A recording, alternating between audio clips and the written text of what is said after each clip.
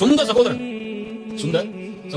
தன்னோடு பிறந்து ஒரே வீட்டில் ஒரே படுக்கை அறையில் படுத்து ஒரே விதமான வளர்ப்பில் வளர்க்கப்பட்ட அத்துணை ஆண்டுகள் வளர்ந்த சகோதரர்கள் இது பேசுவதில்லை. ஏன் பேசுவதில்லை? அவங்க மனைவியை பற்றி சொல்லிப்பாங்க, அவங்க மனைவியை பற்றி சொல்லிப்பாங்க. அதனால என்ன ஆகும்?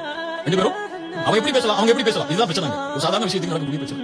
என்ன இப்போ வந்து அவருக்கு ஏன் மனைவியை பத்தி அவர் எப்படி பேசலாம், அவர் மனைவியை பத்தி அப்படி பேசலாம். இது ஒரு எக்ஸாம்பிளுக்காக சொல்லு. நீ எவ்வளவு விஷயங்கள் இருக்கு, அது காசுடைய விஷயமாக இருக்கலாம், அது அப்பாவுடைய சொத்துல அவர் எப்படி கூட எடுத்துக்கிட்டா, நான் எப்படி கம்மியா எடுத்துக்கிறேன், அது ஏன் சொத்தை எடுத்துக்கிட்டாரு, இப்படி உலகத்துடைய பொருளாதார விஷயமாக இருக்கலாம்.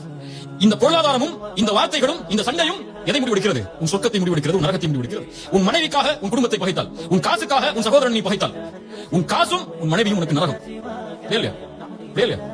சொர்க்கமாக நீ மாற வேண்டும் என்றால் இந்த உலகத்தில் உனக்கு என்ன தீமை உனக்கு நடந்தால், உனக்கு கொடுக்கப்பட்டால், உன்னை பற்றி பேசப்பட்டிருந்தால், உன் மானம் அங்கே பாதிக்கப்பட்டிருந்தால், உன்னுடைய சொத்து சூறையாடப்பட்டிருந்தால், இது அனைத்தும் தலைமட்டமாக்கப்பட வேண்டும் மன்னிப்பு என்ற வார்த்தையால்.